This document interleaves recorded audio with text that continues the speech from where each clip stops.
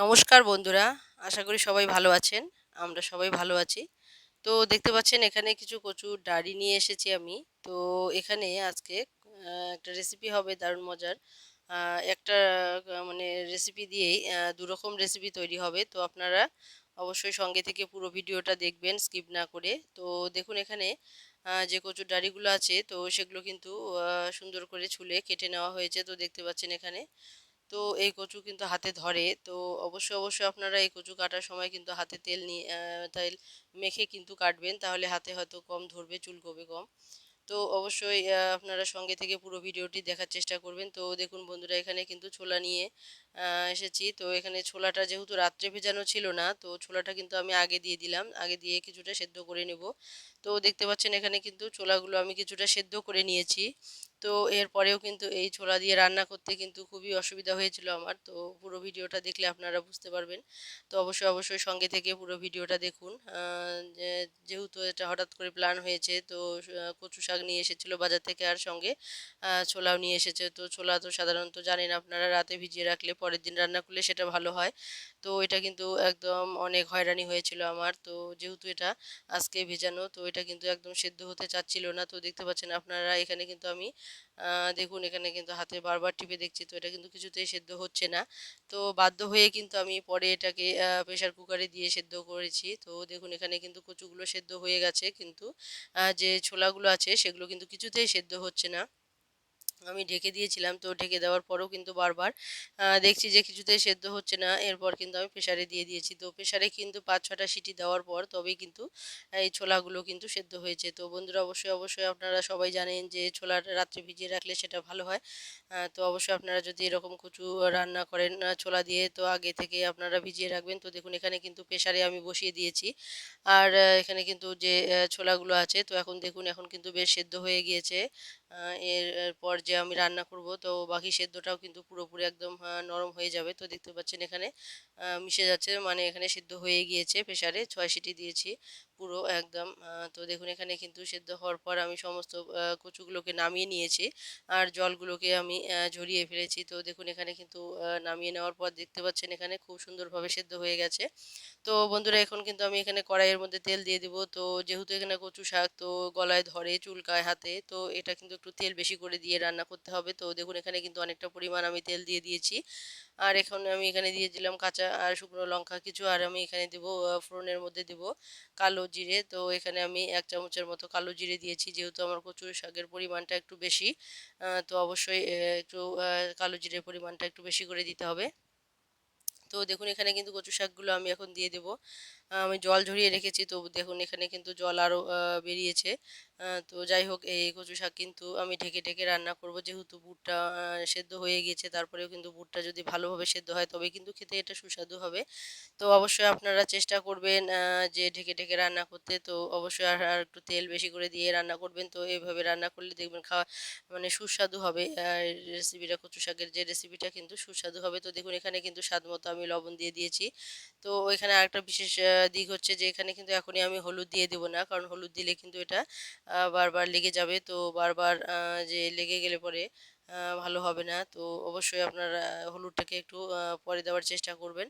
তো দেখুন এখানে কিন্তু কচু শাকগুলোকে বারবার আমি ঢেকে সেদ্ধ করছি। তো তেলটা অনেকটাই পরিমাণে দিয়েছি যার জন্য কিন্তু এখানে তেলটা বোঝা যাচ্ছে দেখতেই পাচ্ছেন যে তেলটা কিন্তু জমেছিল।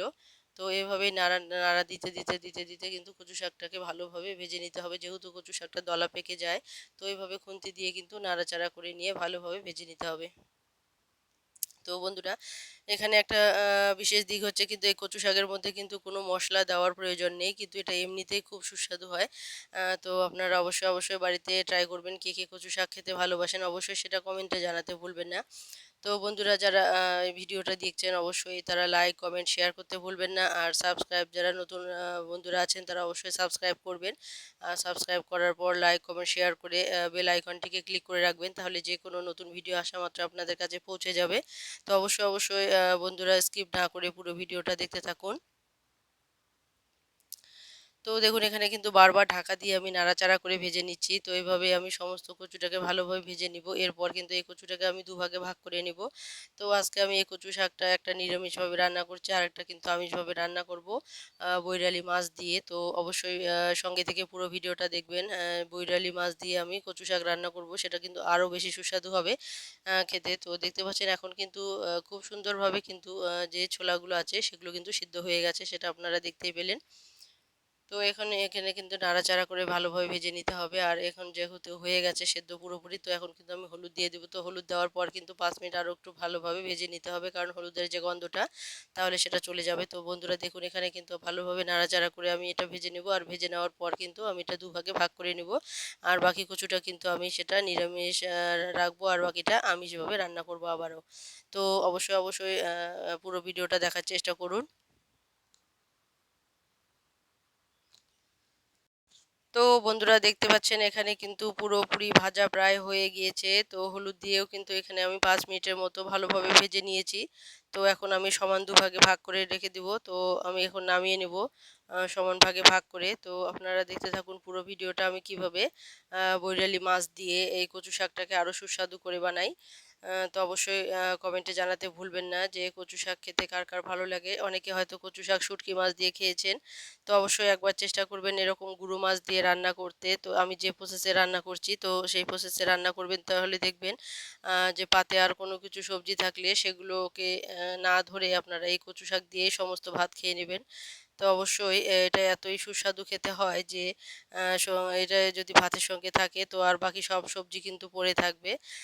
তো অবশ্যই আপনারা চেষ্টা করবেন যে এই কচু শাকটাকে আমি যেভাবে দেখাচ্ছি ঠিক সেভাবে রান্না করার। এটা কিন্তু খেতে খুবই সুস্বাদু। তো এটা কিন্তু সুস্বাদুই নয়, কিন্তু এটা আয়রনে ভরপুর একটা আ আ খাবার। এটা কিন্তু খুবই উপকারী একটা সবজি রেসিপি যাকে বলে। তো অবশ্যই চেষ্টা করবেন আপনারা এইভাবে বানানোর। তো দেখুন এখানে কিন্তু দুভাগে ভাগ করে নিয়েছি আমি। তো একটা আমি নিরামিষভাবে এখন রেখে দেব। আর একটা কিন্তু আমি বৈরালি মাছ দিয়ে এটা রান্না করব। তো বন্ধুরা সঙ্গে থেকে পুরো ভিডিওটা দেখতে থাকুন স্কিপ না করেই। তো দেখতে পাচ্ছেন এখানে বৈরালি মাছগুলোকে এখানে আমি লবণ আর হলুদ আমি দিয়ে দিয়েছি। তো এখন আমি এটাকে নাড়াচাড়া করে আমি কিন্তু এটা ভেজে নেব ভালোভাবে।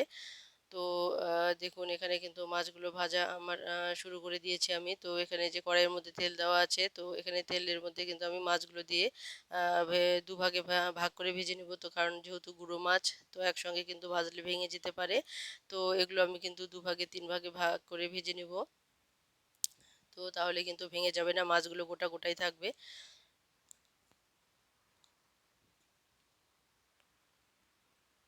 তো বন্ধুরা কচু শাক খেতে কে কে ভালোবাসেন অবশ্যই কমেন্টে জানাবেন।